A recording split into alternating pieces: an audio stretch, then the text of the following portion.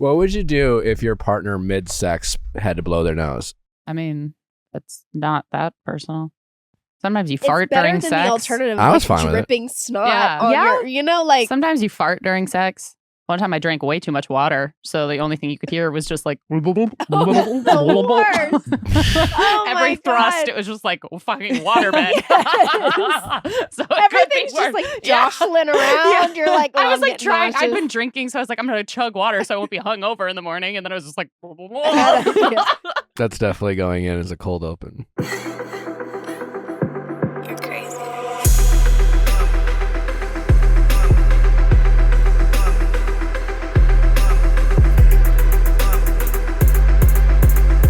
What's going on, everybody? Welcome back to another, once again, incredible episode of the Viall Files. I'm Nick, joined by the household of Allie, Amanda, and Derek, and welcoming back our special correspondent, Natalie Joy, my fiance, to help us break down the reunion, the debacle that was the reunion of Love is Blind, plus, you know, whatever topics we have to talk about before we get to the meat of our episode, which is Micah. What is Micah's last name? It's like Lussier or something. It feels stunning. How She's like, it's how does she loser pronounce or it? something. Lussier. Lussier? Lussier? Lussier? Lussier. Lussier? La Mercier. Lussier. Everyone in here Champagne. sounds like they're Probably like Lusser. Lusser. Lussier. Lussier? Lussier. Micah This is Lussier. literally what I Anyways, just Micah. said. Micah is with us, trying to, you know, pick up the slack, so to speak. Sure. Yeah. Sure. We appreciate you Sure, all Jim. who enjoyed the Marshall Glaze interview. If you haven't listened to it, it's a great one. It's a doozy. And again, we have Micah here to, you know, give us a little more insight in her relationship with Paul, her reasoning behind having him go first, you know, them dating after the show, things like that. Fill in some gaps for sure. Fill in some gaps. But before we get to that, do we have any, before we get to leaving the Love is Blind debacle reunion? Yeah, I would love to know your take on the whole Tom Sandoval, Raquel, Miraval fiasco. Break it down for me, because I am not fully aware of what's going on. Yeah. I know that Raquel has claimed to go on to a mental health facility. We don't know what that means because, you know, a nice trip to Cancun could be, A voluntary mental health facility. yeah, I could volunteer to take care of my mental health and go on a beach. I don't know. Maybe this is more of a formal thing, but then Tom went somewhere. I was confused about that. Yeah. So it's kind of two separate things. One is that Raquel said she was going to a mental health facility, and then Peter, friend of show, Peter, Friend of show. commented saying, best friend of show. bestie of show, commented saying she's at a spa on Instagram.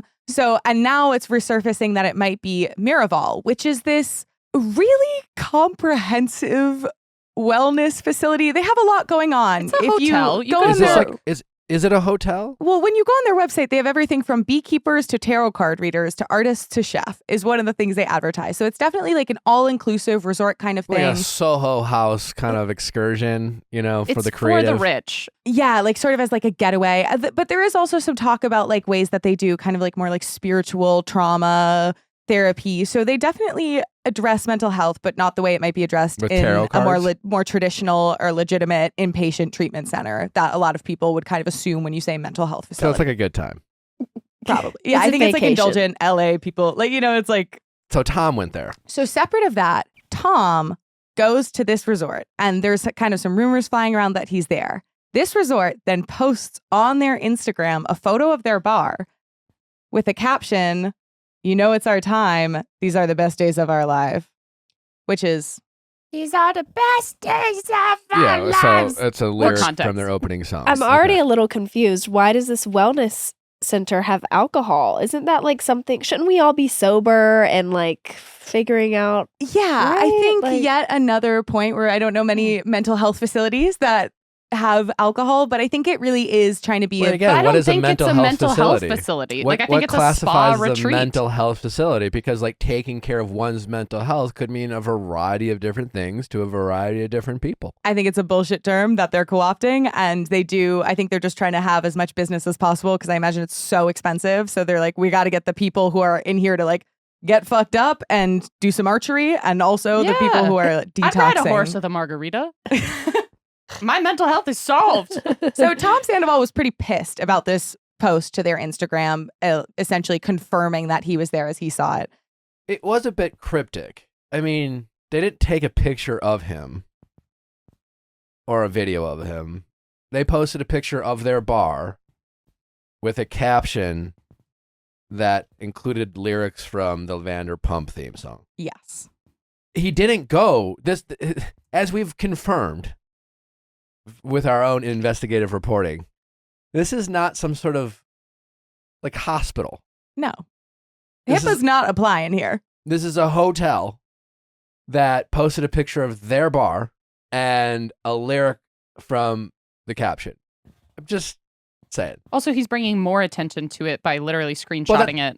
That's what I'm saying. Yeah. It's just like, you know, every time we do one of these amazing interviews that we have, like, for example, with Micah, like when we had Shane on the show, and before I even woke up, Natalie had posted what looked exactly like this, like a note, you know, kind of a black screen, and Natalie, you know, Shane's ex, not Natalie, my fiance, posted how like there are so many lies and you know, that Shane was full of shit, and I was just like, oh my god, thank you, Natalie, for like promoting this episode. Like she blew it up, you know, and I'm just like, this hotel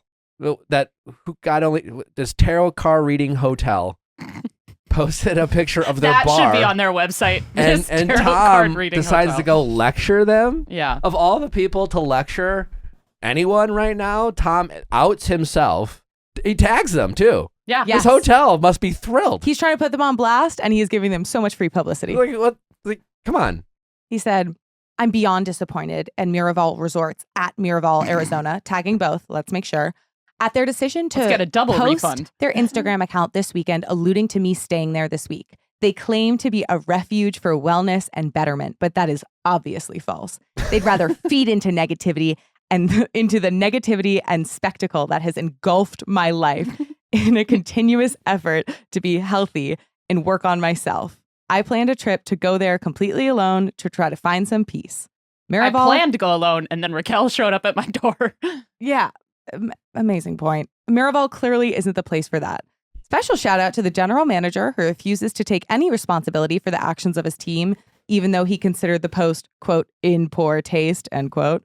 Regardless of where you stand in all this, we all deserve the chance to work to be better. Well, wait. So what is he disappointed in? So he's saying he's mad at the resort as a whole for the Instagram. No, but the general manager, because he didn't fire the person? Yeah. So Tom Sandoval wants this person fired?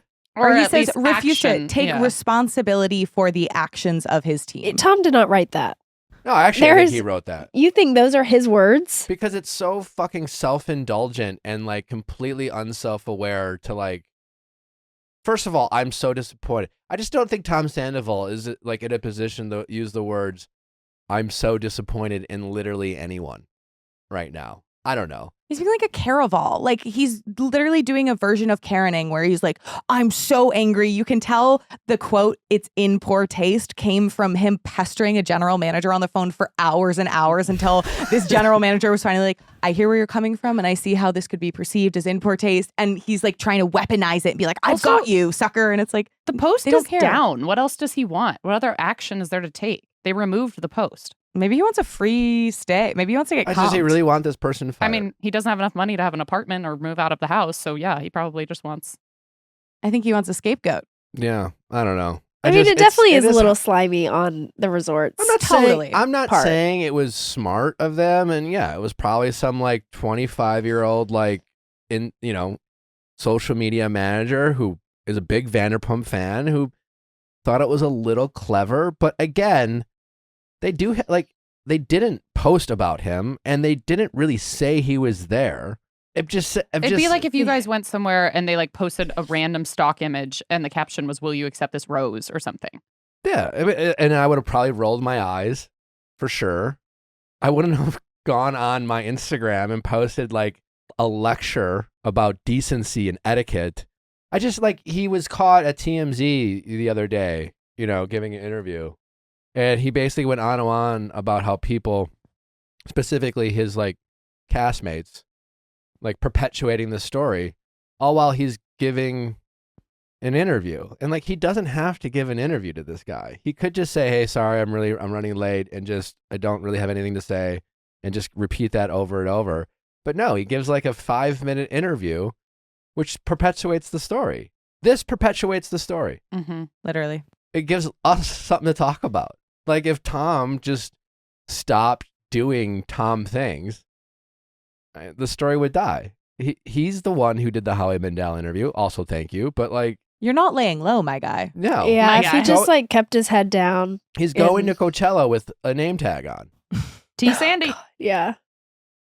T. Yeah. I mean, it's like he wants no one to talk about him, but he's also simultaneously like upset with Ariana for even wanting to quit the show because she's selfish. But like, it's just like at every turn, it's just, he makes it more and more clear that he just can't see a world past how like he's the main character in it. And I feel like that's one of the like messed up contradictions of the internet, of because people are trying to quote hold him accountable but are flooding him with all of this like disapproval, hate, etc. He then is probably more able to cast himself as a victim. Yeah. And like not everybody does that. Like, for example, Raquel posted a more serious statement. We've had people who have actually, I think, taken time to quote, do the work, lay low, etc. But I think that's the danger of like when people are saying like, trigger warning, like you should kill yourself and stuff like that in your DMs, like that person is so clearly wrong. Sure. And so you're giving him ammunition to avoid holding himself accountable and just having to look himself in the mirror. You're giving him another scapegoat and another person to blame. But he takes the bait. He always takes the bait. Of course he does. Yeah. It's never his fault. Just because someone made it a public matter doesn't mean that you also have to make it a public matter. Let's say like you see this post, people show up to this resort and they're like, "We want to see Tom." Then you could go up and be like, don't post on IG and just be like, "Hey, this is really messed up. This post is doing this." But instead, instantly going to IG only just fuels the fire. Yeah. Like, Absolutely. Now we're talking about it. You know how much business Mariel Arizona Resort and Spa is going to get? I'm curious about this I'm like, place. I would go. There's Let's one go in to Miraval. Massachusetts. Sounds. They do sound baths. Yeah. I'm in. They got a bar, so let's go. Anyway, all right, You know what else was wild? What? The Love is Blind Yes, reunion. let's do the Dear Love God. Is- Oh my God. What a debacle. Twitter was, I mean, the live tweets coming in as it got later and later and later. That was a community out there. I mean, yeah. other than whatever, we kind of talked about how it was obviously late. I mean, we'll see what happens. It's interesting. I don't think they'll ever do a live show again. I saw Andy Cohen do an interview in response to the whole live element that was the reunion.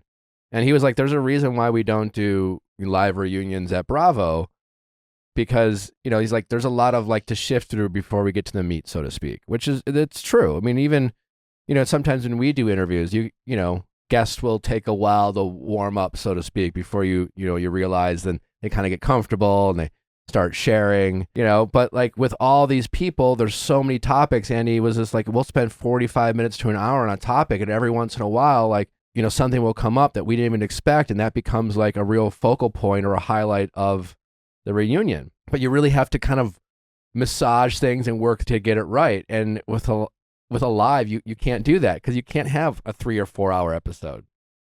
Like, the idea of a live seemed really cool. I was excited about it because it was more like, who's going to say some crazy shit and then have Netflix not be able to edit it out? Like, what you got was more references to productions and behind the scenes. Like, cast were able to kind of blame production a little bit, and they were not able to do anything about it because it was still taped for live, essentially, even though it wasn't watched as live.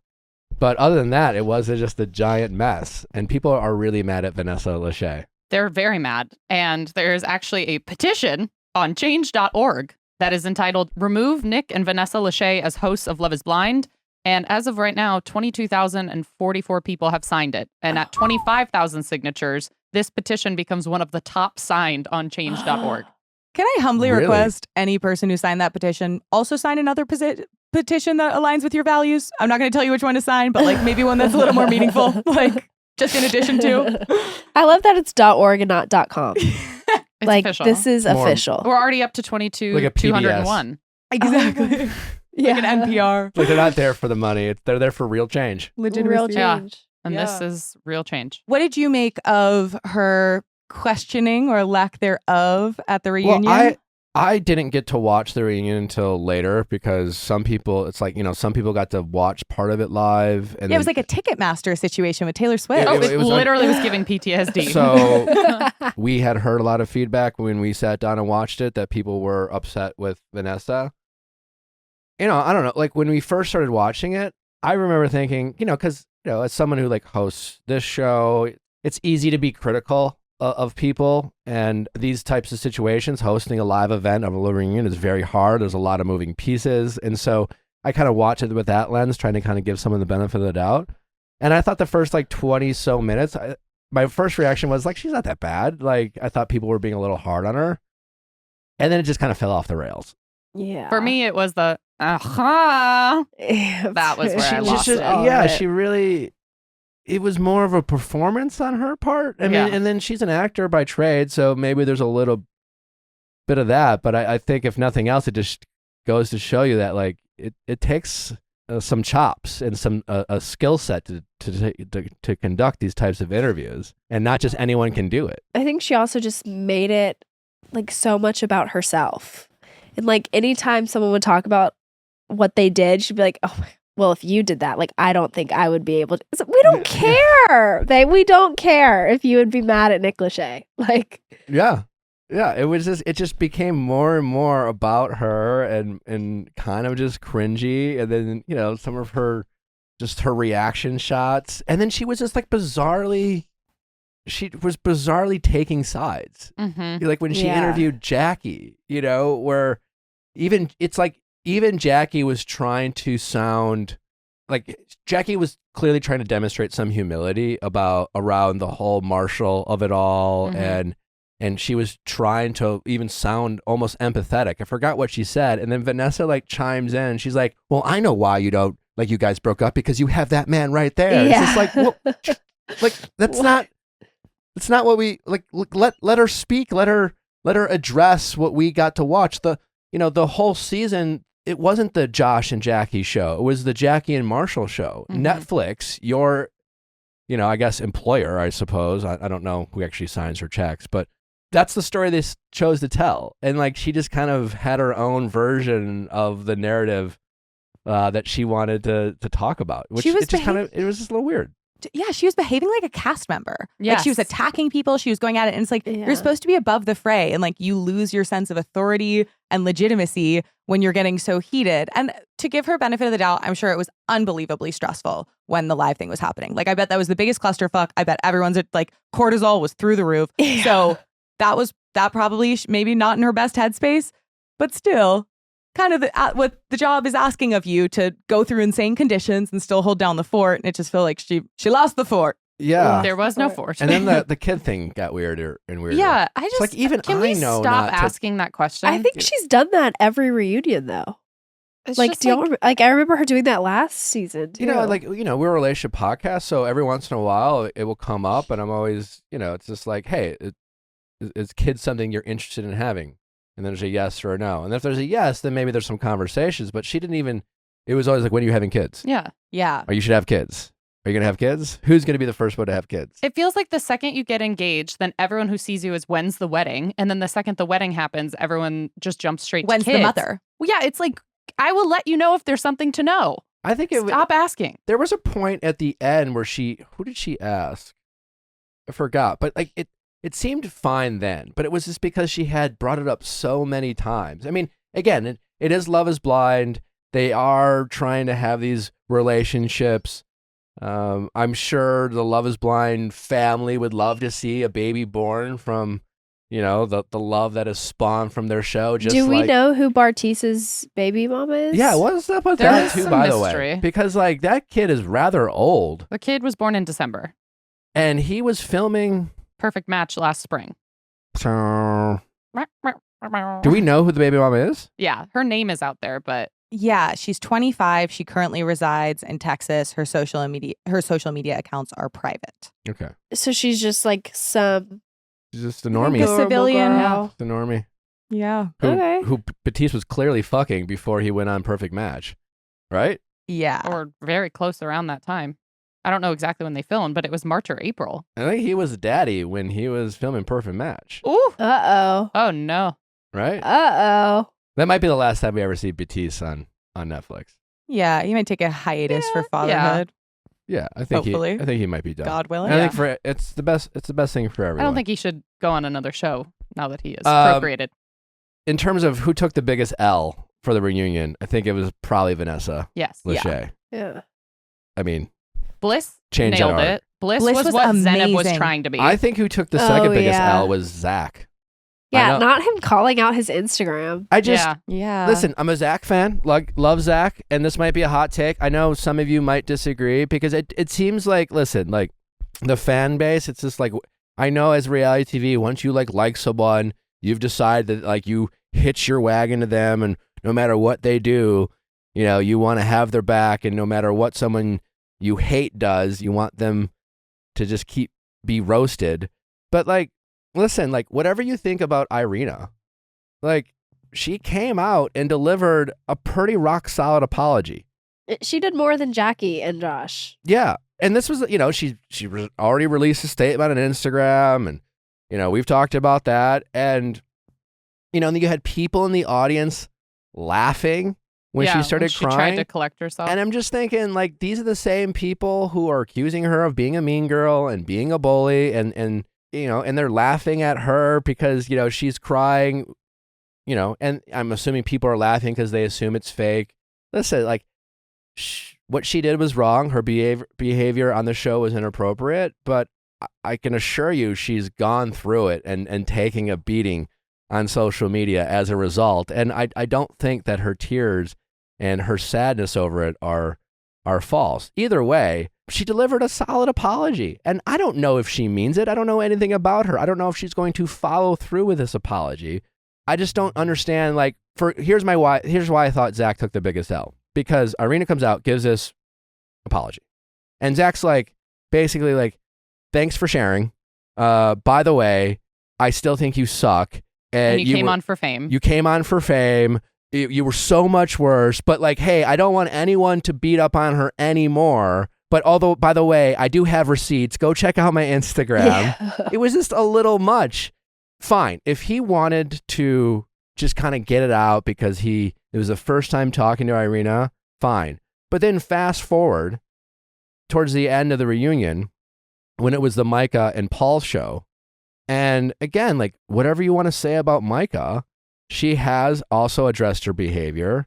She seems to have taken accountability. She's not defending the actions. We get into a little bit with her in the episode, a little bit more. Again, like you ask the questions, you let them answer, like, you move on. But then he goes after Micah and he says to Micah, hey, listen, Paul apologized, and all you're doing is trying to punish him after he apologized. here He for blood. basically called out Micah for doing the same thing that he did to Irina. Yeah. And I'm just like, come on, Zach. I just wanted Zach to just be happy with Briss. He could have just said to Irina, hey, thank you for apologizing. I hope you mean it, which could have been a little bit of like, I don't know It's a bit of shade, Yeah, but it's in a classy way. He could have thrown a little bit of shade by saying, I hope you mean it. I've moved on and I wish you nothing but the best. Like, that's all he had to do. Because Bliss said, it's hard to see someone you love so much be treated so poorly, and I hope you grow, to Irina. And I thought that was perfect. It was like akin to Gwyneth Paltrow's I wish you well. Yeah. Like it was like, period. Yeah. Okay. Yeah. It's like dignified. It gets the point across. Like it is powerful. But it was so unnecessary of Zach. He crushed the whole season. He's happily married. Mhm. He seems like he has this nice relationship. He's able to tell how like he's like besties with Bliss's dad. And then he just kind of lowered himself to Irina's level by, trying to kick her while she's down, all while telling the audience not to kick her while she's down. He's like, give her a hand up while he's kicking her. yeah, but I have proof that you came here for fame. Go check out my Instagram. It's like, What did you guys think about his tie choice? little I too don't matchy remember. matchy. Remember, I yeah. don't remember. Oh, the like purple tie because she was wearing a purple dress. I was like, do we I like? feel Is like it they too all much? do that. But I feel like Kwame, we have our doubts about him, but he and Chelsea coordinated. They weren't matchy. I felt like they went together well. Mm, And with Zach's tie, I was I like, did not we gotta pay help him out. attention to that. We gotta help him out. It was giving prom. Speaking of Kwame and Chelsea, I mean, I was going to ask because we were very much not seeing the love story on this show. Did the reunion change your mind? listen, at some point you just got to have to take them at their word. Yeah. It's been a year. I do believe their love because I think his apology about the whole Micah situation felt very genuine. His apology to her, his apology to her family, and then like to all of the viewers who took that as him not being loyal to Chelsea. Listen, I think it's been a year since all of this has happened, and I think they looked equally as strong as Brett and Tiffany. And also the way it was revealed that Brett lives in Portland and it was not at all Yeah. kind of viewed as like this obstacle or hurdle that him and Tiffany had to overcome. They had this perfect fairy tale story. It didn't even come up. Yeah. So for me, that was a real indication of like, oh, wow, they really kind of curated the narrative on this one. Mm-hmm. I liked Kwame's apology to the family and all those things, but when it became up between the whole breakup of who broke up with who first, Oh, yeah. then Kwame started losing me again. I thought actually Micah handled that well, where she kind of paused and said, I don't remember it that way, but ultimately it doesn't matter. She was very focused on taking the high road, even though, listen, what we saw on tape was that Micah clearly broke up with Kwame. All right? I mean, he was coming in to propose to her. to Micah? That was like his first choice. When Micah ended things with him. I don't know if there was he was talking about proposal, but I do remember him being pretty fucking sad about Mhm. Micah. And I do think he'd mentioned something about Micah being his top choice. Yeah. And I don't Yeah. maybe He it was could have been like- earlier in the process and they played it then, but they definitely framed it that way. And I Yeah. don't think like Kwame's completely lying that, like his connection with Chelsea, because I think that's where it is. Like what we saw was I'm obsessed with Micah. Micah breaks up with me. Pivot to Chelsea is like a second option. And I would believe, hey, listen, she wasn't my second option. It was more of kind of a simultaneous thing. And maybe Micah was fading out, but he went a little too far trying to like sell the point where like he Oh, he broke had the up with Micah. breakup like letter and his. Yeah, it just seemed a little like he was trying a little too hard in that department. He lost me a little bit there. Listen, I don't know about like Kwame. It's just like you can't blame it all on editing, because it was, for me, it was all his reaction shots of like what seemed like disdain to every idea that Chelsea had. The only thing I don't get, because he basically said like I was a world traveler, I was a nomad, I was never home, and now he's just completely shifted his life, and I'm just wondering like why.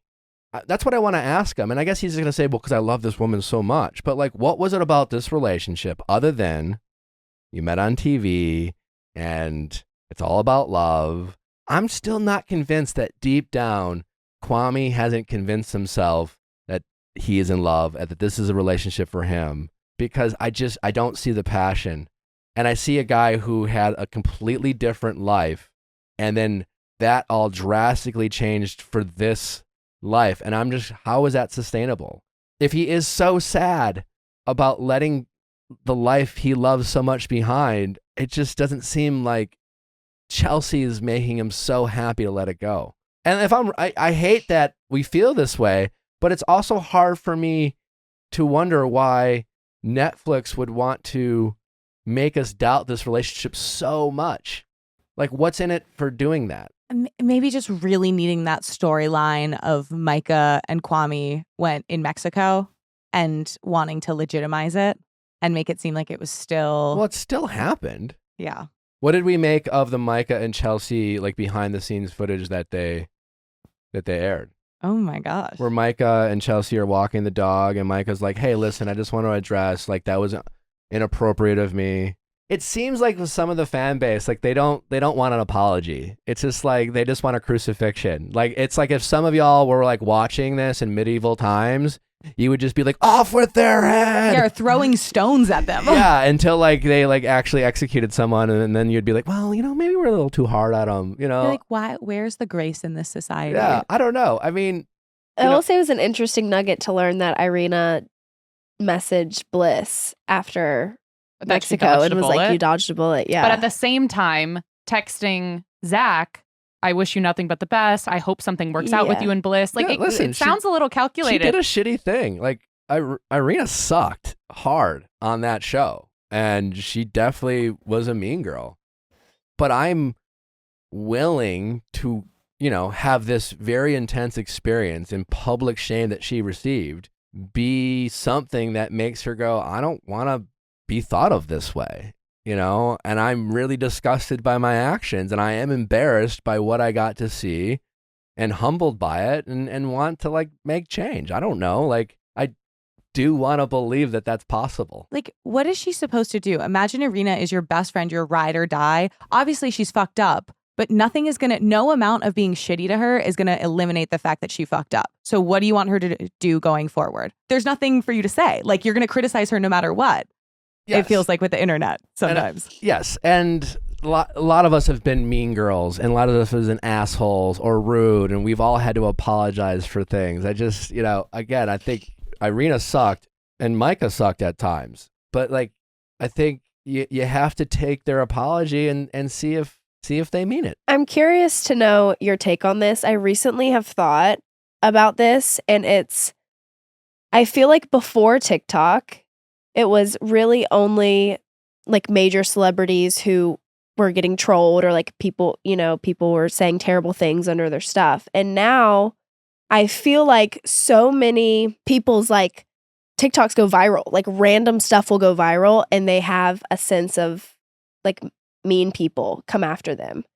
Do you think that like because of that, because normal people are getting a sense of like what Kim Kardashian has been through for the last 30 years or whatever, that like people are going to be nicer going forward? Do you get what I'm saying? Yeah. Do you think you're saying more and more people will have experienced a taste of attention and have more empathy towards others going forward? Yeah. No. Maybe. Really? I don't know. Because I feel like it's the people who are so critical and terrible and write mean things under strangers' posts. Well, that's what I'm saying. It's just like, even people listen to this interview, I don't know what your expectation, like we had a great conversation with Micah. I'm excited for you guys to listen to it. Some of you are all like, stop fucking talking, get to Micah, but like, whatever. We asked her these questions. She answered, it's up for you to decide whether you believe her or not. But yeah, I just know that some people will have decided they don't like Micah, and that's what part of reality TV is for.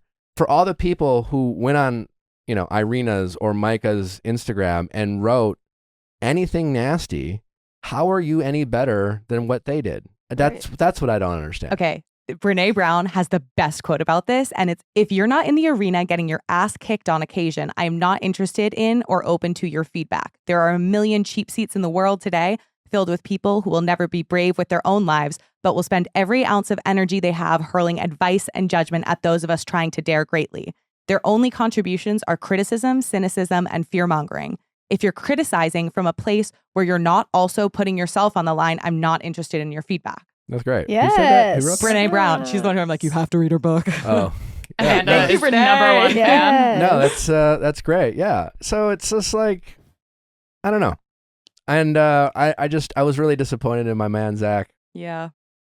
I think that about does it for the reunion. Now, before we get to Micah, we did this interview with Micah on Monday, and then obviously since then, Paul got stopped by TMZ at the airport and made some comments about Micah going off to Europe and the whole breakup. And so we reached out to Micah post-interview and asked her if she wanted to address Paul's comments about their rendezvous after the altar or after the wedding or whatever you want to call it. And Micah, graciously decided to send us her thoughts, and we're going to kick off her interview by playing those thoughts. So basically we just asked her to respond to Paul's comments about him accusing her of running off to Europe with another guy and dating someone else right afterwards. And here's what Micah had to say. Yeah. Paul's definitely out here making some claims. It's already been made public that he moved on really quickly after our breakup, with someone else in the cast. And that's absolutely within his right. I was never angry about that. I'm not angry about that. And, I went on this Europe trip that he's talking about months after we had broken up. And that's my right too. We're both single people. We both deserve to be happy. We deserve to find our person. Unfortunately, it wasn't each other. And that sucks. It did suck. It still sucks, if I'm being honest. But it is what it is. And it's been a year, and I think it's just time to move on. And moving forward, I have no intention of throwing him under the bus, and I hope he gives me the same respect. What do we think? Mic Classy drop. queen. Yeah. She seems like she's trying to take the high road here, And ever since she's been called out for her behavior, I think she did a good job of answering our questions. You guys can be the judge of that. Please pop off in the comments. Be kind. Yeah, Be critical, but be kind. There's people write productive comments all the time that are You can geared agree towards with her. accountability. Yeah. Yeah, like people can write constructive, negative feedback for sure, or just share a funny opinion. It's just the blatantly hateful, cynical, dehumanizing stuff that it crosses the line. She seems to have learned a little bit, and I'm open to seeing if that is the case and going forward. Who am I to? I don't know the person, and after speaking with her, she seems like she wants to be thought of as a different type of person rather than the woman that we thought of as a mean girl. So you be the judge going forward. I don't know about you, but sometimes I am a creature of habit, and when it comes to my fitness, I can do the same things over and over, and I get bored of working out. It gets a little mundane. Well, if you're looking to mix up your fitness routine, check out Alo Moves. Alo Moves is a streaming on-demand wellness platform that features yoga practices, fitness routines, meditation sessions, and so much more from one of my favorite brands, Alo Yoga. They got something for everyone. They got yoga, from yoga to bar, Pilates, cardio to HIIT classes. It's fun. It's exciting.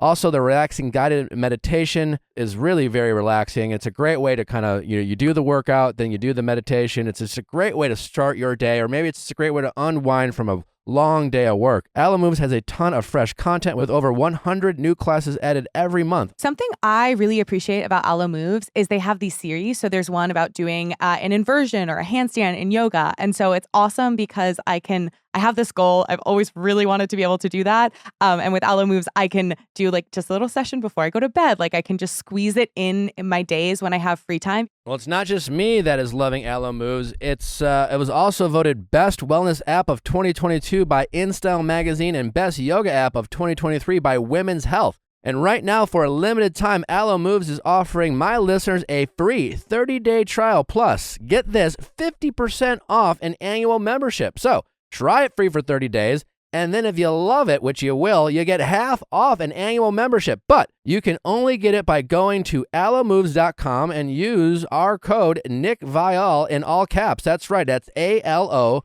Moves, MOVES.com, and in all caps, NickViall, to get a free 30-day trial plus 50% off an annual membership. allomoves.com, code NickViall in all caps. Drizzly, the most convenient way to buy beer, wine, and spirits with delivery to your doorstep in under 60 minutes. That's right, it's the #1 app for alcohol delivery, saving so many parties around this great country, because when you run out of your beer, your vodka, your wine, the party doesn't need to stop. That's right, you can keep playing cornhole or bags, or you can Pictionary or whatever it is you guys do at your dinner parties or your bachelor parties, wherever you're at. You go ahead, you go to the Drizzly app. They have such a bevy of a variety. Some of your favorite wines or wines you've never heard of that you can try. Spirits of all kind, beers, especially if you're maybe you're someone who likes to try a new craft beer. They have tons of great selections. And again, delivery to your doorstep in under 60 minutes. Also, maybe you're someone who's just it's a night in. Maybe the weather's not great. You don't want to go out, but you want to crack open a nice bottle of wine for dinner, and you forgot to bring it home on the way back from the work, and you don't want to go back out. No one likes to go back out after you got home from a long day of work and you put on the sweatpants. That's where Drizzly comes in. It's super easy, it's convenient, and allows you to really be present, be in the mood, and just have a ton of fun with the people you want to enjoy. So, To get the #1 app for alcohol delivery, just download the Drizzly app or go to drizzly.com. That's DRIZLY.com, drizzly.com. All right, well, that wraps it for us breaking down the debacle reunion. A couple of housekeeping notes before we get to Micah. Don't forget, we have another episode of Better Date Than Never live tonight, 9 p.m. Eastern. We're talking PDA horror stories, best practices. Confessions. So wild stories. It's a lot of fun. Be sure to check that out. Where people are sharing a bunch of wacky dating stories, sex stories, and we're learning a lot. We have a Dr. Pierce in the chats every week, giving her her medical expertise. Also, don't forget we have an update special dropping tomorrow behind Viall Files Plus. If you checked out our Ask Nick on Monday, it's an update from our first caller, the lesbian woman who's in a relationship with a man who didn't know what to do. Well, she has an insane update. If you haven't also listened to that update and you like people's dating stories, go ahead and check out our Ask Nick episodes. They are the flagship of this show. I promise you, you guys are going to love it. Anyways, we have an update that drops tomorrow behind Viall Files Plus. It's a 7-day free trial. Just go to viallfiles.com. It's a couple clicks away. You can listen to the Viall Files Plus the same way you listen to Viall Files. In addition to that, we have our episodes of Better Date Than Never that are live, but we tape them and let other people listen to them. We have our pop culture, pop extra episodes going over all the most recent pop culture stories we don't get to cover on our regular episodes, plus that and much, much more. So check that all out. And once again, if you haven't checked out the Marshall episode, go ahead and do that. All right, let's get to the Micah episode. Micah, welcome. Hi, thank you. How is your heart? My heart's okay. It's on the mend at this point. It's on the mend. I think, it had a little re-cracking after seeing the finale, but we're good. We're good. Okay. Let's get right into the finale. It seems like there were a lot of tough moments. Yeah. I guess, going into the wedding, what would you say your confidence level was that you would leave a married woman? Yeah. My confidence is in the dirt at that point in so many different ways. Like, I pretty much spent the entire day of my wedding crying. I think that kind of equates to why I looked like I'd been dragged through a bush by the end of it. Okay. So the whole morning you were crying? Yeah, I just felt like shit, honestly. I felt like I was walking up to the end of my relationship. What made you feel that, though? Because it was, watching it, we didn't see that. No. What was it about that, yeah, for someone who was crying all morning, and we've all been there, right? We've been there in relationships where you just like something in your gut telling you something's off. Like, what was it for you that made you feel like this isn't going to go the way I hoped? In the days leading up to the wedding, there was like no reassurance at all on Paul's end. He was like really back and forth. And I feel like if you're kind of back and forth on a relationship or a marriage, it's like it's probably going to be a no. And we just had so many conversations about, is this right? Like, are we going to do it? And I never got reassurance from him. That was something we struggled for our whole relationship. He never was able to like tell me like, or show me or tell me that he like loved me or wanted to be with me. I know, and it was no different there. So I was just bummed. And there's so much pressure, from production and to have this decision made at the altar. There's just so many emotions, and it did not feel good. How many conversations did you have with Paul about the possibility of, it's like, hey, we could get married, but what if we just dated? Like, I know it's Love is Blind. Obviously, we know how the show works, and obviously the pressures, whether it's outside pressures from the fan base or the show itself, you got family there, yada, yada. But what conversations, if any, did you guys have around that idea? Or was that really something that, because the show works the way it is, it's not really necessarily something that's on the table to discuss? Yeah. I think just the way the show's set up, it really feels like marry or bust. Like, you don't feel like that's an option, but it was something that was kind of scooted over. Like, what if we just dated?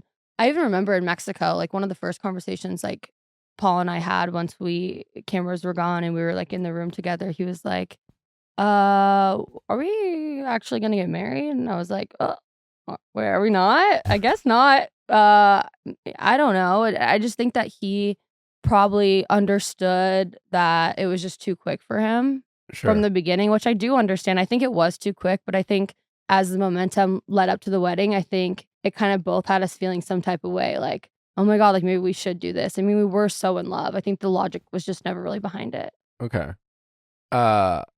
But for you, after you got to Mexico, were you kind of committed to, if this works out, I'm gonna get married? I was really open. I think, coming on the show, I wasn't like, if I don't get married, like, I don't know what's gonna happen. Like, Sure. I feel like a lot of people had that mindset, like, I gotta find someone, I gotta leave here married. I was like, this is a great experience. If I fall in love, if I want to get married, I'll do it. And if I don't, I won't. But, throughout the experience, I fell so in love with Paul that, I was willing to like take the leap. Gotcha. What did you love about Paul in your relationship? Because to be honest, I had a hard time seeing the love on camera. I think everyone had a hard time seeing the love on you camera. you guys looked like a couple of pals. You seemed like there's a lot of respect. Yeah. Yeah. A lot of admiration. Yeah. You thought each other were nice. Yeah. I wouldn't have been surprised if I saw a couple of pats on the head, but I didn't. I didn't see the passion. But maybe to your point, maybe that's just nerves. Yeah. Or it kind of sucks. Help us understand the relationship. It sucks seeing it like that. I think Paul and I both just kind of, we weren't the most keen on like filming. We weren't like, oh yeah, let's go put on a big show. Like time to kiss. Like let's make out. Like it was really hard for us to show that on the camera. Like we actually struggled with that a lot. I remember even like in the cenote, like when we like jumped in and stuff, like from the back, our producers was like, all right, can you guys kiss or something? Like, can we get something here? And we were just like, can you look in love? Yeah. And it was just hard for us because we really were in love, but we kind of had a hard time like showing it in front of cameras. I would say the best of Paul and I was when we were alone. Interesting. What was your very first reaction seeing Paul? Seeing Paul, I think Paul's obviously hot. I mean, I think he's the hottest guy on the show, in my opinion. So I'm like, He's a good guy. I think he's hot. Yeah. He's pretty. Yeah, he's pretty. Yeah. No, I think he's really cute. But when I first saw him, you have like an image in your head. Like we never talked about what each other looked like. What did you think he looked like? I don't know. Like what was? Like big. I was like, you thought he was taller. Where's the rest of him? I know. How tall is he? No, he's tall. He's like, I think he's like 6'1", maybe. Is he? 6 foot. He told me he was 6'2" in the pods. I was like, I think you're missing a few that, inches. That guy is He not inflated 6'2". that a little bit. There's All no guys way. do. All Guy guys height do. and girl height is very different. Usually, if you're 6'2", which I am, you don't need to lie. And Yeah. if a guy says he's 6'2", I generally believe him. I even believe 6'1". I don't believe 6 foot. When I hear 6 foot, I have question marks. Bullshit. Me too. Yeah. And 5'11's 5'10", 100%. Yeah. Oh, 6 at foot least. is 5'10", At least. 5'11", Yeah, sometimes 100%. 5'9". Yeah. Yeah, no. Do you think he's 6'1"? I don't know, maybe like 6 foot. I remember in the pods, Kwame told me he was like 6'1". And I was like, when I saw him, I was like, wait a minute. Like, what's happening These here? motherfuckers? I think everyone was just saying that. And I remember the guys Are you were like, allowed to like tell Yeah, people how does that work? Yeah, you can stuff tell- about you physically? physically? yeah, you're allowed to. They'll just make you look superficial. Most yeah. likely, right? Yeah, I think a lot of people would like compare themselves to like celebrity lookalikes or something to like try to say what they look like. And Oh. I was like, I'm not going down that road. That's the last thing that What I were need. some of the celebrity lookalikes that people threw out there? They, Megan Fox. oh yeah, Megan Fox. Oh my God, Now, yeah. was that Irina's comparison, or did someone else? I think Irina was like, I've gotten that before that I've been told I look like Megan Fox or something. I don't think she was trying to compare herself. Like I'm as hot as Megan Fox, but it definitely came off like that. I was like, I would never say that. You're about not myself. setting yourself up for success. It's an Irina. automatic like L because Yeah. then you're being compared next to that person. It's like, okay, we don't look like Megan She's got Fox. brown hair. Yeah, I don't know. Anyways, what were some of the other celebrity comparisons thrown out there?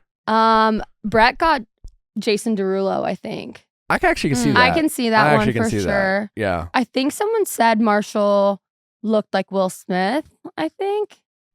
I saw a TikTok of the two of them outside of Brett's wedding, and someone had captioned it Yeah, along but this I- line of like Mhm. Jason Derulo and Will Smith having a Yeah. heart to But heart. Marshall didn't. We have no evidence that Marshall was in the pod Oh, saying I look don't like, think either of them were the pod Okay. saying that. I think it was the other guys kind of talking. I know Paul was saying that he looked like, I forgot that guy's name, the star of the show You. Okay. Sure. Oh, Penn. yeah, from Gossip Girl. Penn Bradley. Yeah, Penn, yeah, yeah. Penn, Bag.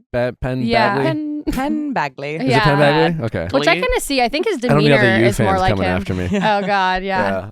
I think his demeanor aligned more with him more than his looks, but I guess I can kind of see it. Yeah, I can see a little bit. Yeah. yeah. If someone had asked you point blank, like, who do you look like? Who is your celebrity lookalike? That's literally a question I would never answer. Like I don't know. But here, in the company of friends. the company of friends. Honestly, I've never been told I look like anyone. I think one time I was like in Hawaii and someone was like, "Oh, you look like that girl from Blue Crush," but I don't even know who that Oh. is. You're smart. You're not taking the bait. Good. Kate Bosworth? Is that who? Oh I'm God, trying to I don't know. Yeah, else is it? kinda. That's it in the face. Kate Maybe on a Bosworth. good day.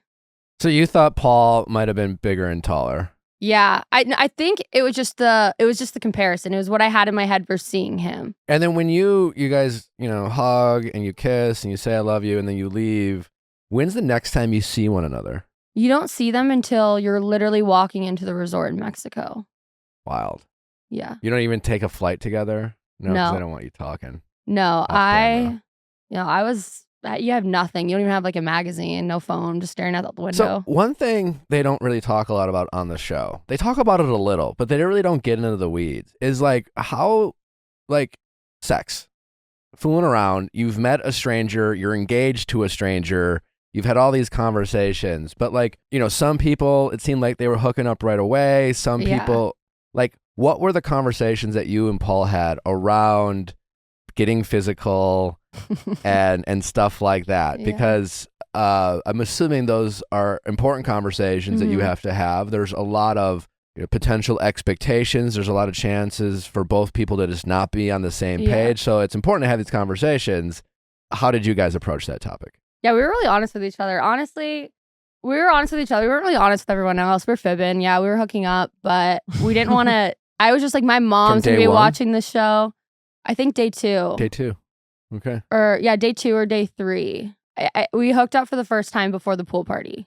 Yeah. Okay. And it's funny because I was watching back and it shows like Chelsea's like, yeah, I was getting wrecked. And I was like, oh, me and Paul haven't. It's like my hair is like out to here. I'm like, we had just hooked up for the first time. I was like, I just didn't want my parents. At this point, it's like so much is out there. I don't even care anymore. But like my idea was like, oh, I want to be like you. At first, yeah, Yeah. you're pretty self-conscious. Yeah. Speaking of the pool party, you and Kwame, Yeah. what was up with that? What is up with Mhm. that? Yeah. I still, just my humble opinion, I know they went to the union and they told everyone they're all in love. I don't fucking buy it. I don't see, if I didn't see anything between you and Paul, I definitely didn't see anything between, Yeah. well, I mean, certainly Chelsea is in it. she's in it, but Yeah. Kwame looks like he hates her. I don't know. I think they got a bad role. I didn't see them that bad in person. They did seem like they were into each other. But it's his reactions to every time she says Yeah, it's something like, rough. you're mine. And he's just like, oh, He's like, ah, where's the door? ah. Yeah, no. But yeah, with it you, looked he rough. seemed to have, and I think that's the struggle that a lot of people had. Yeah. We saw the comparison, the juxtaposition between Kwame and Chelsea and Kwame and Micah. Yeah. Did you guys ever resolve? Because last Yeah. time Kwame talked about you, he said you'd always have a special place in his heart. Yeah. God, yeah. I don't know. The pool party, I was so intoxicated. Kwame could have been Paul. Like, I didn't know who was who at this point. Like, Okay. but Was everyone? Because it seemed like everyone was just like, Paul was talking to Irina, like yeah, right in everyone front was of lost. you. Yeah, Like- everyone was like with their own person. Like, what's going on? No. I always love his blinds. He's like, honestly, I don't know what they look like. Yeah, I'm like, Paul? Like, no, I don't know. It was a disaster. I was definitely really drunk. I think it was disrespectful. I think we both disrespected our fiancés. But there's so many feelings. I think I was kind of overcompensating. I felt bad about our breakup. I was under the impression that he was probably still hurt from it, just from, I don't know, the way he was talking, the things he was saying, and how the breakup went. So I think I was overcompensating a little bit. I wasn't interested. I get why it looks like I was at 100. I'll own that. It looks like I was like, yeah, like, let's get out of here. Like, but it was just not like that. Okay. We're blaming it on the alcohol. There was no kind of lingering feelings between you and Kwame as far as you're concerned. To be honest, no, there wasn't. Okay. All right. Do you believe that Kwame and Chelsea will make it? Would you bet on them? If your future happiness depended on it? Mine? Yeah. Like, Oh, damn, serious now. like your ability to Um, find, like, what do you want for yourself? And like, do you want to get married? yeah. Do you want to have kids? Yeah. Okay. So your ability to find a successful marriage and have the relationship of your dreams is depending on whether you bet on Chelsea and Kwame. Yeah. Would you bet on them? It's hard. To be honest with you, they're a lot more alike than people are seeing Okay. in a lot of different ways. A lot of the stuff that people see is like cringe shit that Chelsea does. Kwame's pretty cringe too. And they really Kwame do just love looks like each he hates other. her. I don't think he hates her. I don't think he hates her. I think they actually really care about each other. I think Okay. it looks weird. I think they're so different for me. It's hard for me to understand them, Okay. but they're similar to each other. And I think that they have a chance.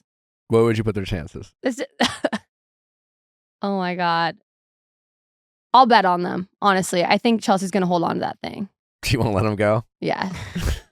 She'll keep him. And I think he really does love her. I don't know how. Oh God, I don't fucking know. God help them. But I think they're going to make it. Yeah, somehow. What would be one thing that you think, just from an outsider who knows them better than we know them, Yeah. what would be something that you think they could work on to make sure the relationship blossoms? Yeah. I mean, I wouldn't want to be a fly on that wall. So I don't know what they got going.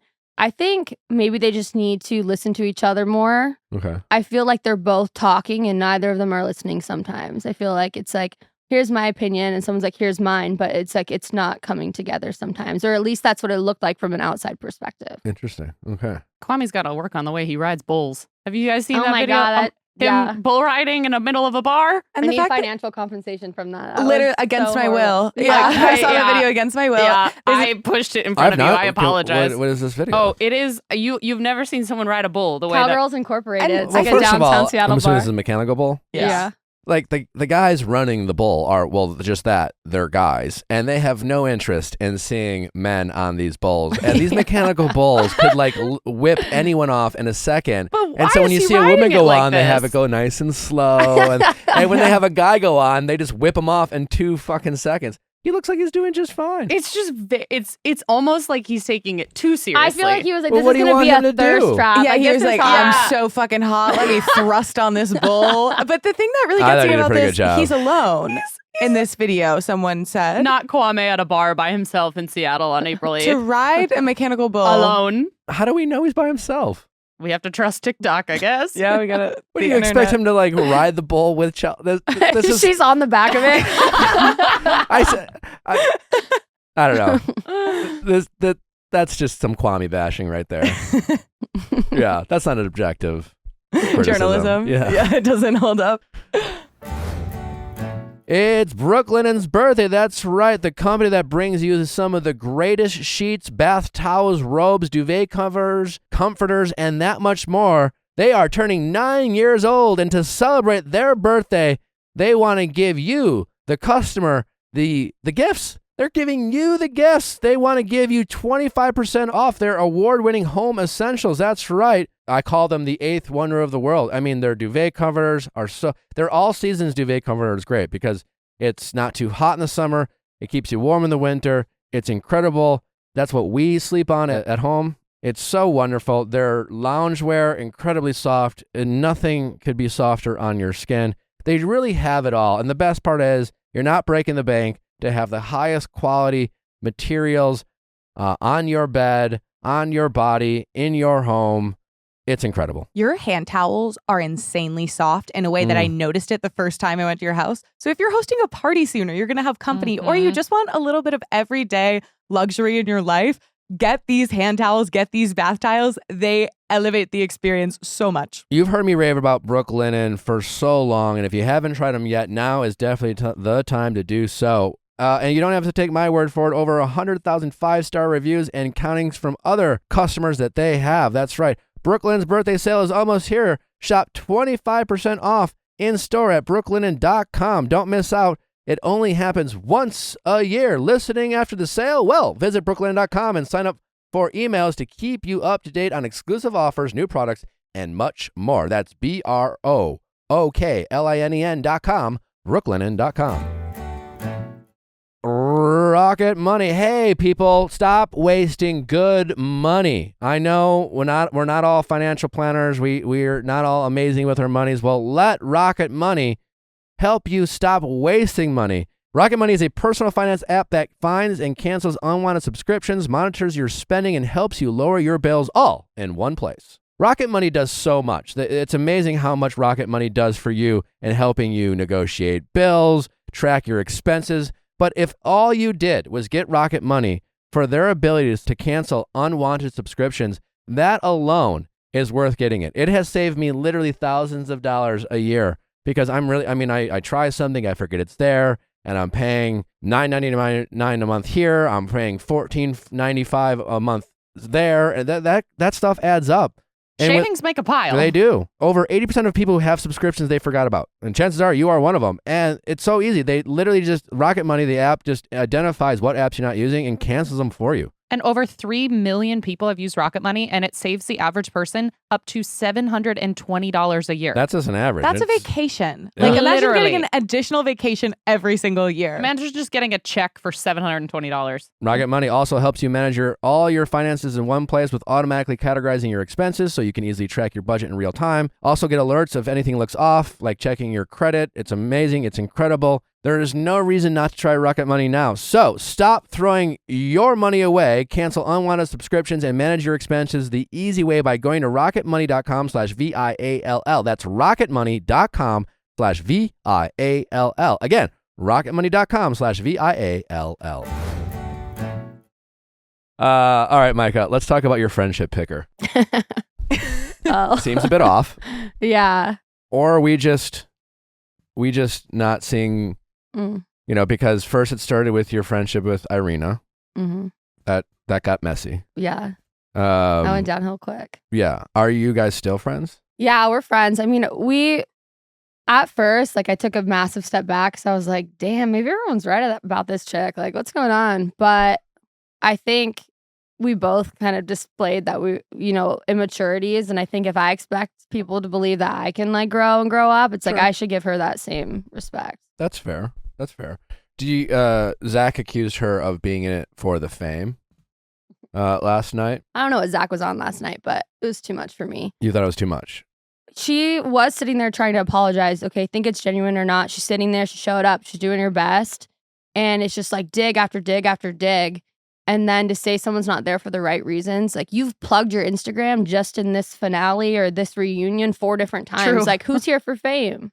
You're the one making all these videos, doing all this stuff. She's been on ghost mode for weeks.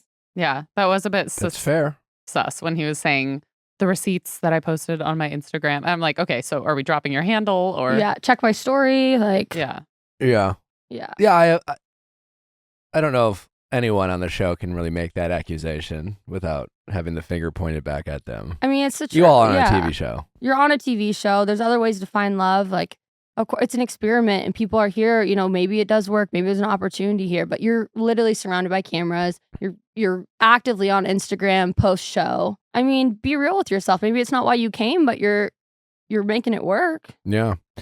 So you believe that Irina really sees kind of her behavior and truly sees that as a person that she doesn't want to be. I think she was really hurt by the fact that she hurt people. And I agree with her. I felt the same way. I think there was a lot that was misunderstood and not seen. But Such as? I mean, there was so much that went on around each scene. Sure. For example, the people were really upset that I was laughing at Amber crying. How the hell would I see Amber when she was across the room, 2 stairs down behind a wall crying? I can see through a wall now? Sure. I mean, the minute Amber stood up, she walked around the corner, I saw she was crying, and I was like, oh my God, holy shit. So not that you're necessarily blaming anyone, but you may be pointing out that they could have the ability to show you laughing as a reaction shot to literally anything. To literally anything. And, Gotcha. in that moment, maybe I was laughing. It wasn't a place of laughing at her. It was nervous. I was like, did Paul break up with her or am I getting dumped? Did he change his mind? I was so nervous. Sure. I was like, oh God, why is he still in there? What's taking so long? And that's because I went into the room with Kwame and I was like, hey, it's over, and his took so much longer. I was like, oh my God, what if he changed his mind? I didn't know if Amber was crying or not. She had a whole nother connection that she went to the end with. I don't know the status of her relationship, but when I saw that she was crying, I immediately felt selfish. I was like, oh my God, I'm so worried about myself, if this is going to work out for me, and I'm not worried about her feelings. You know, when I saw she was crying, I stood up, we hugged for a long time. I told her how sorry I was, and she told me she was happy for me, and she did handle it with a lot of grace. Okay. When you say like watching it back, you sort of had this moment of wanting to have change and prove that you're capable of that. Like, what was the experience like, or like, what were the things that you were most critical of yourself where you were like, I can hold myself accountable for this? And what was the stuff where you were like, I get that everybody thinks it's this way, but living it, I know this is just kind of the way that it shook out. 100%. I think what I can take accountability for is being immature and being selfish. I think I was really worried about my journey. I was worried about finding love for me, and I wasn't like actively trying to help anyone else in their journey. I was close with my friend Irina. I was close with the other girls in a very like surface level way. Like we would hang out and have fun. It was good, but I wasn't like, hey, how can I help you? Are you okay? Are you good? I wasn't doing that necessarily to the majority of them. I think in that way I was selfish. But one thing I did not do was be mean to anyone or bully anyone or laugh in anyone's face. That's something that never happened. Let's talk about the tap. Let's bring it up. The butt I tap. know it was discussed last night, but I feel like slap curled around the world. We need to really break it down. I just can't believe it was shown on the reunion. Let's look at this. Okay, there's a smile there by the end. Or by your, is that your friend? Yeah, that's my friend. Okay. Now, there's this little thing that you maybe as a woman, you may be aware of. I'm sure you've been to a crowded bar before. And as a guy, I have never had another man like touch my waist as he's walking through in a crowded bar. Just give me a little pat that every guy fucking seems to do, as if like he can't, like he's trying to like balance himself between the crowd. I don't know, guys, if you're doing that, the women know what you're doing. You're gently caressing our backs. You're groping women unnecessarily. Stop fucking doing it. You're not trying to guide yourself through the fucking crowd. That wasn't Paul's defense. Paul's defense when asked about this was basically that. He basically suggested that he was trying to guide himself.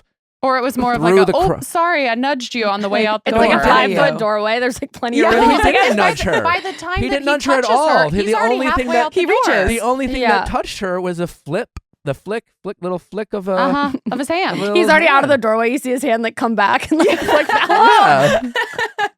No, his excuse was just that, an excuse. Well, and I also thought it was interesting the way he phrased it too, because he pitched it back to Vanessa as, the fact that you would say that it's that is absurd. He didn't even come right out and say, no, of course I would never do that. I accidentally nudged her on the way out. He did do it. The way he flipped it is, I don't know, his phrasing seems sketch. What do you really think about it, Micah? Because I want to know, we're just two best friends hanging out. Two besties, no and I want, microphone. In matching clothing. And I want, but the people need the closure. We really want to know. Because that was some bullshit. I think that was bullshit. I think he is guilty as fuck. Damn, you guys are kind of hyping me up. I was like, I don't know. Because, I mean, I know she didn't have any intentions. So people being like, oh, there's an affair. I don't know if there's an affair, but she didn't look like she was upset about it. She didn't look pissed. She did not look pissed. She like grabs her ass and like kisses her hand. I'm like, what's happening? Like, girl, chill. No, I don't think there was bad intentions from her. I don't, honestly, if I'm being real, I don't think there was from Paul either. I don't know. I'm not a guy. I'm not grabbing people's asses on the way out the door, but... What do you mean by bad intentions, I don't think he was what? Trying to get a little like touch on the way out of the bridal suite? I don't know. I could not imagine ever in any capacity do anything remotely close to that to like Natalie's friends or any girl I was dating. I wouldn't just... Yeah. It's a creepy thing guys do. I don't know why they do it. It's just like... It's as if guys hope that at some point, it's like some woman's gonna grab them and be like, "No, don't leave. Like, stay." Yeah, like I'm gonna let you dip me. Yeah, I'd be like, she leaves with him. Ooh, where are you going? Bye, Micah. Yeah. I just think it's a thing that guys who are too nervous to just go up and say hi or actually have some game and like just start touching women's hips or. But that wasn't even her hip. He flicked her ass. I don't how. Yeah, I don't know. Now you're like Paul's reopening the lawyer. wound. You're Paul's lawyer. Okay. You defend him. Oh, am I Zach? Sure. Immediately guilty. Yeah. Because I just don't see how watching that video that is anything other than Paul being a little creepy and disrespectful. And as far as your friends like not being upset about it, that's a whole. I think she might have not known what was going on. Honestly, all my friends were like 2 sheets to the wind at that point. So it's like, I don't think anyone knew what was happening. I don't know. Paul's being weird now. Now that you talk about it, I'm starting to get pissed. I'm like, if I'm calling after this, and I like, think you what's should be your pissed. deal? I think you should be pissed. Yeah, I kind of am now, honestly. I was giving him the benefit of the doubt, but like from hearing from a guy perspective, I'm like, okay. No, I'm telling you from a guy perspective, that was bullshit. All right, I'm about to show up at his hotel room after this. On the topic of friends, like Yeah. I know there was obviously some criticism about like you and Irina in the pods, Yeah. but after when you were introducing Paul to everyone, like can you shed a little bit of light on that? Because I think some people it really rubbed them the wrong way that your friends weren't welcoming to him. And so like from your perspective, someone who's there, like how did it go down? Yeah, watching it, I was rubbed the wrong way. I was like, is this what happened? This is not good. Yeah, I'm just saying, like, I just don't think your friends are good friends to you. Yeah, no, I hear you. There is so much that wasn't shown in that night. I mean, I had family friends there too that weren't, you couldn't even see them, but there was like, parents and stuff there. And they were asking the hard-hitting questions of Paul, and he just simply was not delivering. I mean, at one point they were like, what do you love about Micah? And he was like, and then it was just like spit out some sort of like long roundabout answer. And I think that's where the response from Shelby came. And it was like, oh, your articulate manner. I think she was frustrated that it wasn't like, she didn't feel like it was real or it was coming from the heart. And I think they were just like, what's happening? But I mean, also like moving forward on that night, we were all good by the end of the night. We were all friends. Me, her, and Paul all hung out like through the course of filming. What about her reaction to you crying, running down the altar? And despite, listen, I can understand being a friend and just saying, hey, deep down, I just don't think this is the best move for her. But like, I'm crying. Yeah. You're crying. You're clearly upset. And she is laughing and being like, I'm glad it happened that way. Yeah. I mean, and I'm glad it happened that way.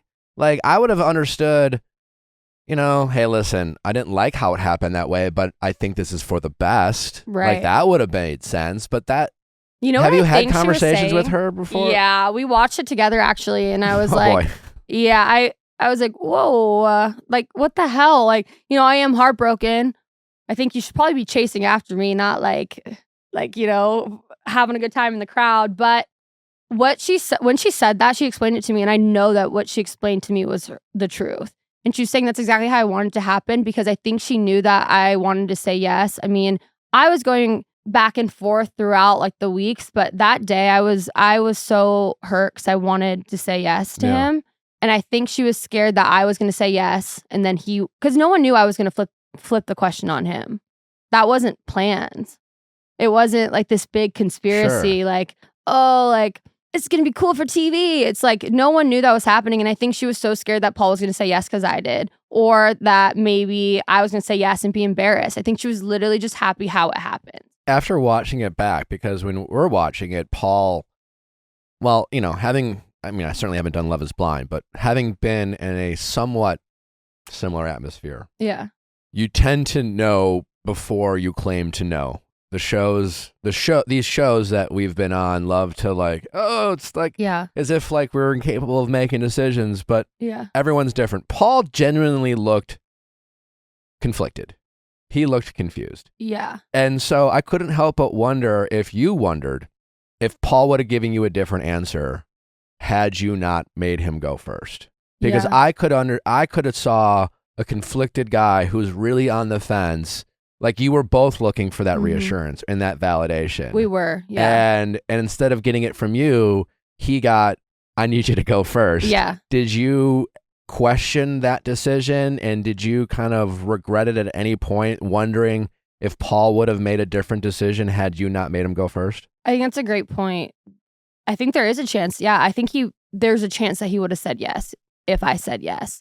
But that's a real marriage. Like, that's a real marriage on the table. And I don't want to spend the rest of my life being like, did this guy even want to marry me? I mean, we already had so many issues in talking validation.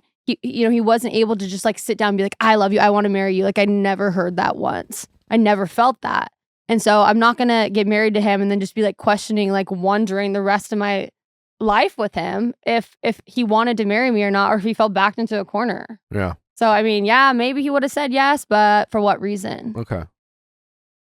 I'm still troubled by your friends.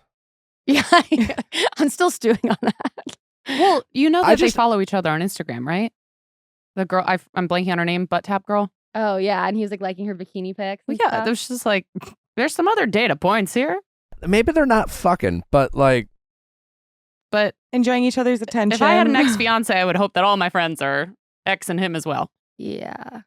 Okay, well, here's devil's advocate a little bit. Fair enough, yeah. Paul and I, up until I saw the finale, were on really good terms. Okay. We had actually met up recently. I wouldn't say we were talking about like getting back together, but it was definitely, there was a lot of, it was like very emotional. Like there was some hand holding. Like it was like definitely, oh, there's still kind of feelings here. And, you know, maybe that's why everyone was still on good terms. They knew that there was still like some feelings in my heart. We weren't like exes that like hated each other. We were kind of trauma bonded in a way. Like there was still a little bit of lingering friendship even after our breakup. But after the wedding, did you guys date at all? Yeah, we did. You did? Yeah. In Arizona? I mean, what can you explain the whole Arizona, Seattle yeah. back and forth? For sure, yeah. So I have a condo in Seattle. So I always had the availability to come back. And I knew if Paul and I were to get married, I would have made it work and moved back to Seattle. It's not a big deal. My friends are here. My family's here. It was kind of like a snowbird situation, like wanting to like enjoy the weather in Arizona. It was never like a deal breaker. Like it made it seem like I was like, move to Arizona, Paul, or sure. Whatever. I don't care. I didn't even care about that. I was just, I wanted to understand like what your living situation was. It was like logistically. Yeah. It's like Micah just like, she's just like bi-coastal. Like what is she doing here? What? Just like two random states. Yeah.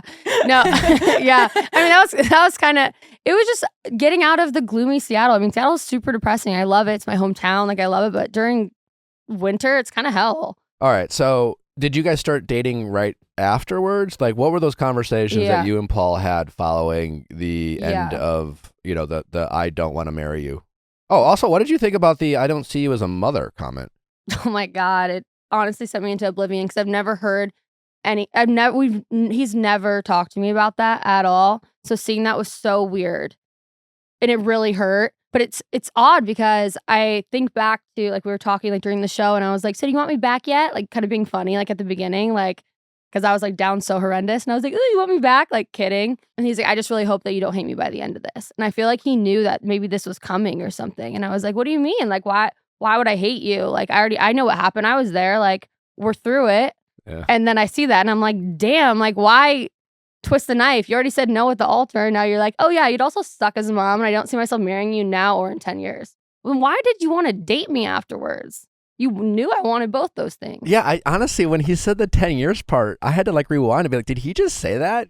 Me too. I was like, I thought he was about? trying to say something nice at the time. I know. Like, I thought he was trying to say, like, who knows, in 10 years, like different time, like, but I went back and rewound. I was like, no, he was like, not now, not ever. No, that's what I said. I was like, no, at first I was like, wait, did I hear that right? Like, hold on, like, let me turn the volume up. But yeah, no. And that's just why it's confusing to me. And I think that's another reason why I was so hurt. It's like, because we did try to date. Like the days following the wedding, I was so broken, just like holed up in some hotel in downtown Seattle. Like, where do I go? Like, do I go back to Arizona? And I did go back to Arizona. But the night before I left, he came and we talked and we had a nice night. And it was good to see him again, but we kind of left it open. Like, we're not going to just like jump back into it. I'm still like hurt. Like, I think he was still feeling like, I don't even know if it's worth it kind of thing too. And then we kept talking, like over the phone and stuff. And then he said something along the lines of alluding to the fact we were in a relationship. And I was like, with who? Like me? Because I'm not aware of that. The way we were talking and how like sporadic and it just, I was like, this is not a relationship to me. So I didn't know we were in a relationship. And he was like, no, like I want to try, I guess. And I was like, okay, like then let's actually try. I need more. And we did try. And it was fine. I think the fact that I wasn't in Seattle anymore was hard. He visited me. Yeah. And so you guys, didn't work. did you guys hook up? Well, yeah, of course. I don't know. Yeah, no, he came and I want to know visited how me. much you guys tried. You know, how We much you guys tried, really no. dated.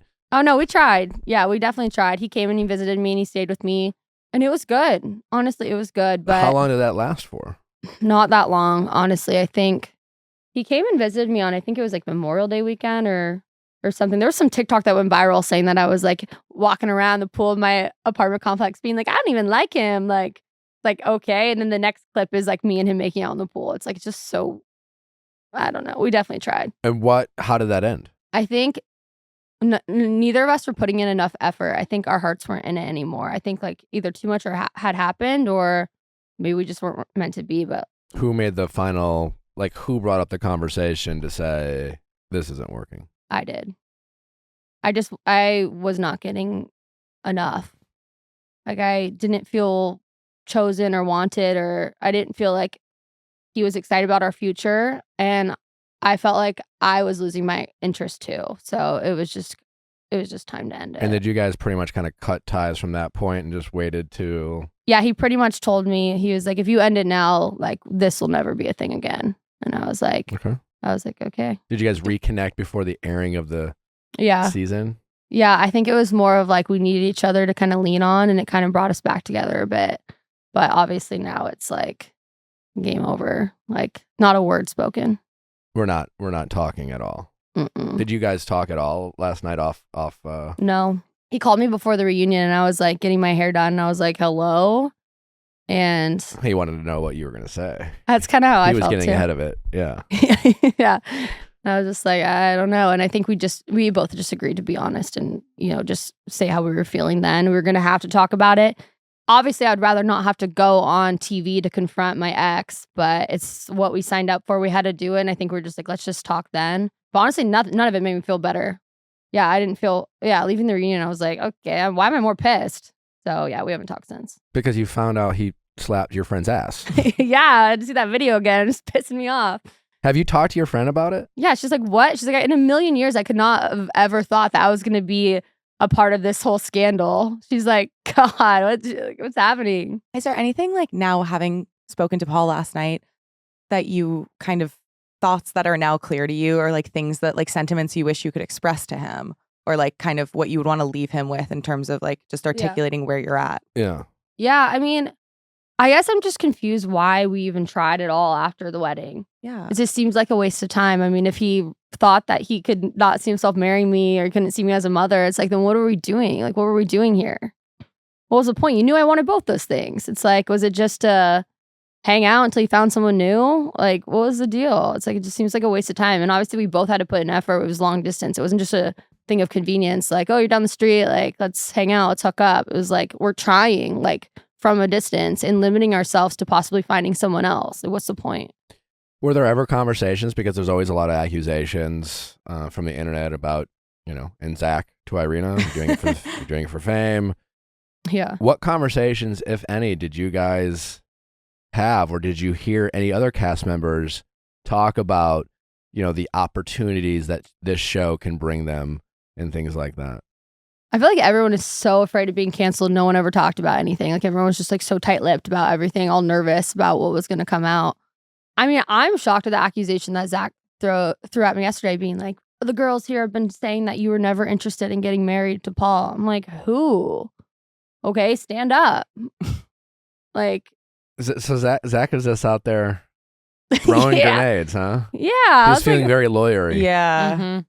Because he was kind of the darling of the season. The darling. He got the belle of the ball. Well, he got a very, I don't know if it was a favorable edit or not, but he came across quite well. I was a fan of him. I enjoyed him. I mean, Irina kind of set him up almost for success just because of how harsh she was. Contrast. Yeah. Yeah. How harsh she was on him. But do you feel like Zach got almost a little too confident and came out guns a-blazing at the reunion? I think he was feeling real good. I mean, I think Irina and I both kind of came out like, tail between our legs, like, we're scared. Like we've been getting killed, obviously, on social media. Like we're humble. We're owning up to our shit, but we're also trying to like speak our truth. And it's like, I feel like everyone else was just like, oh my God, I can't wait for the reunion. Like big day. And I feel like that's how it came across to me. And honestly, it rubbed me the wrong way.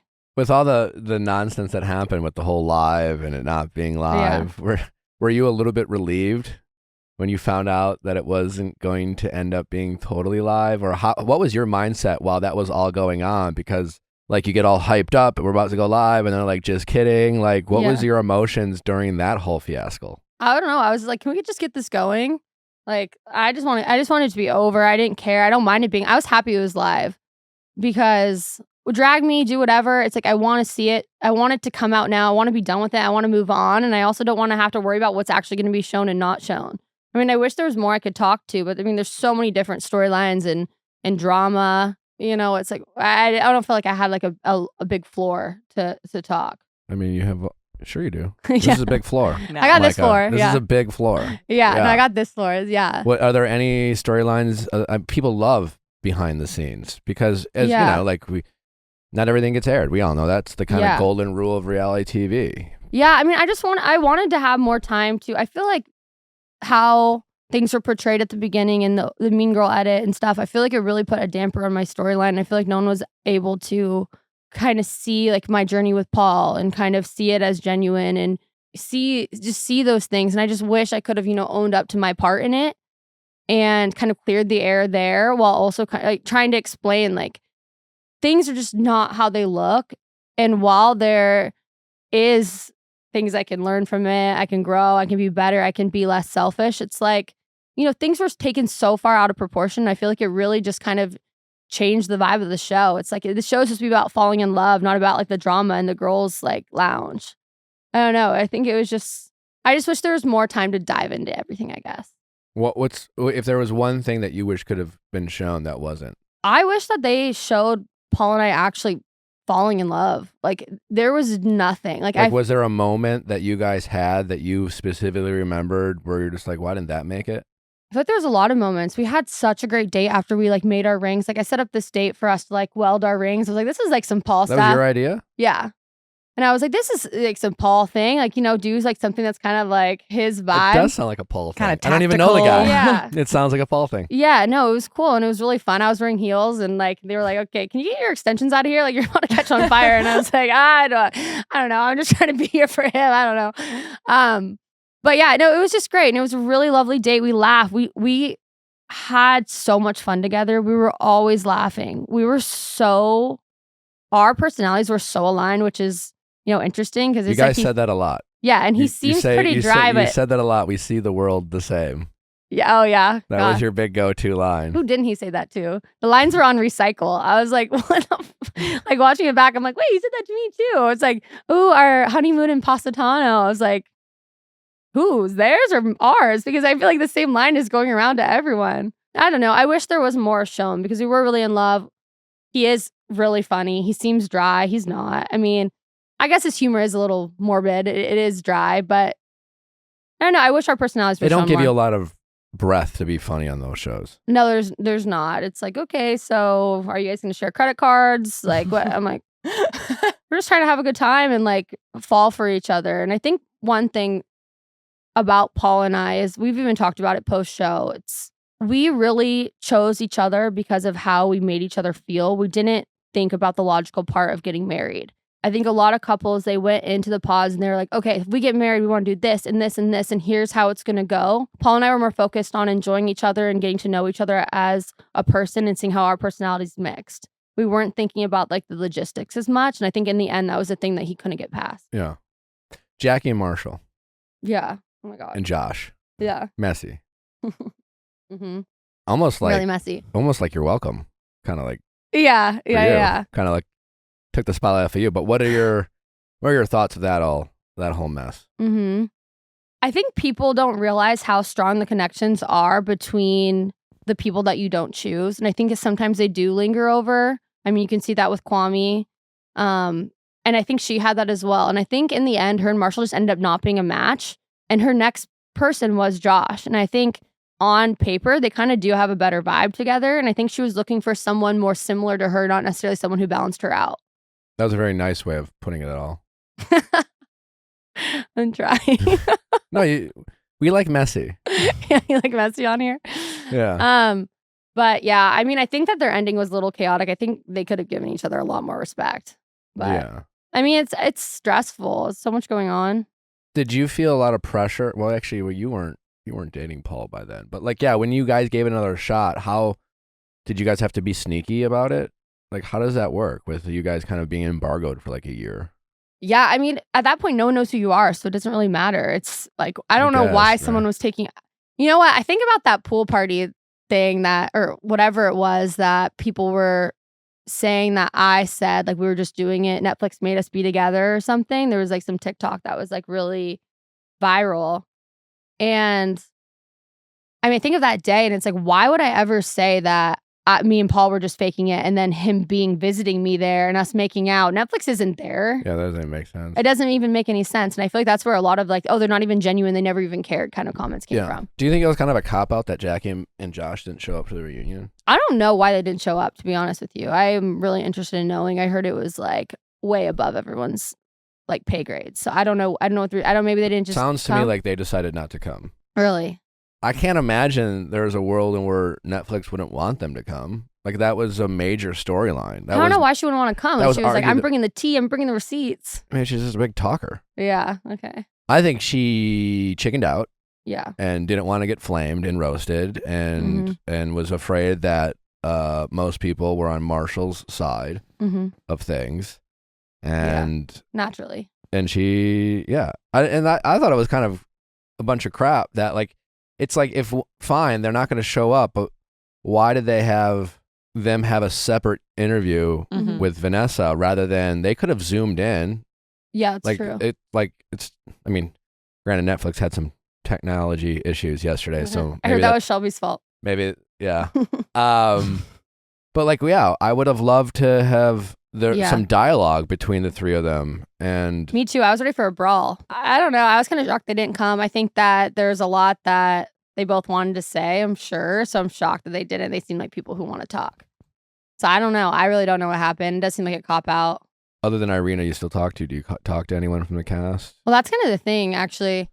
I was on good terms with all the cast, or at least it felt like it, like texting, like, oh, what are you wearing to the reunion? Oh, this, like before the show came out.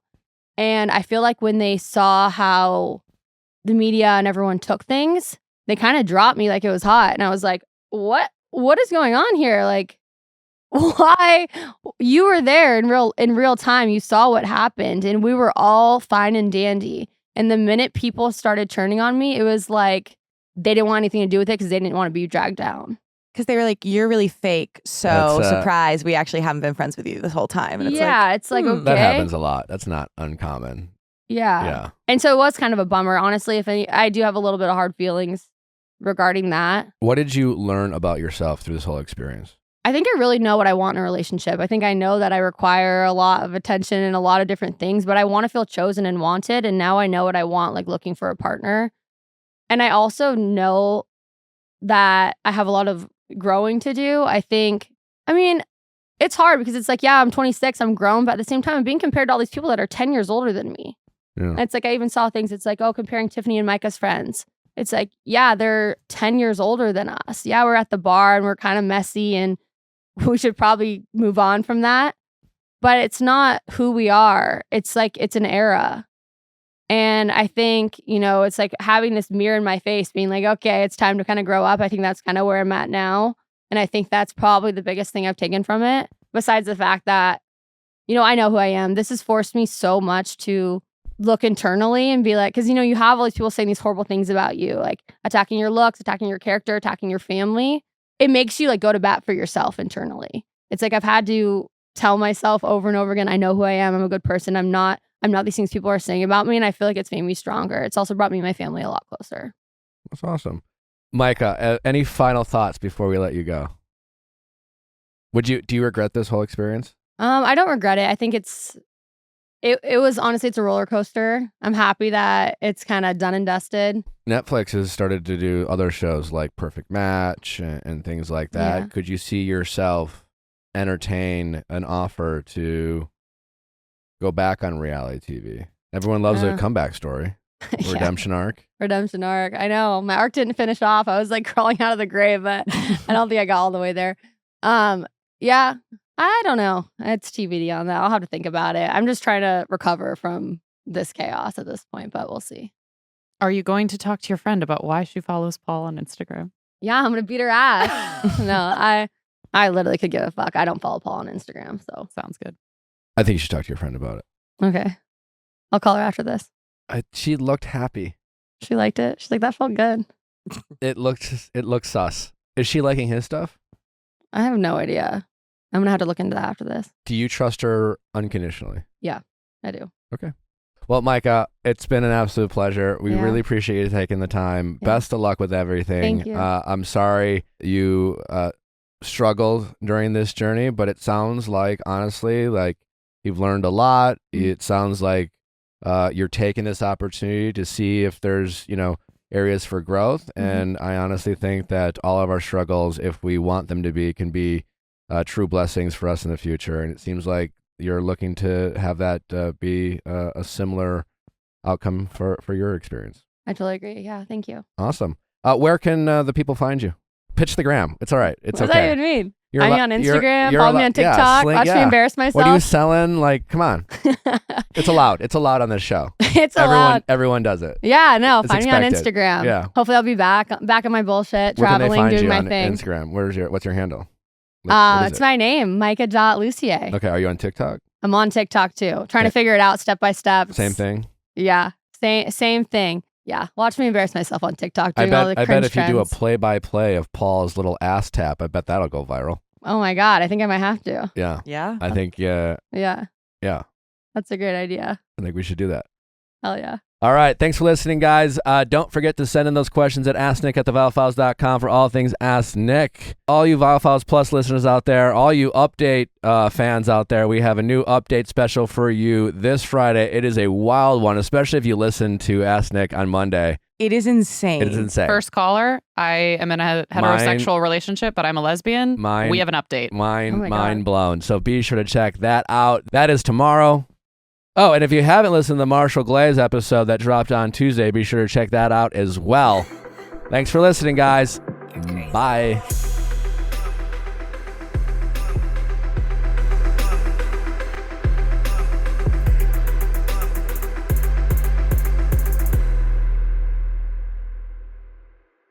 Hey guys, if you loved what you listened to, make sure you hit that subscribe button below. Thanks for listening. We'll see you next time.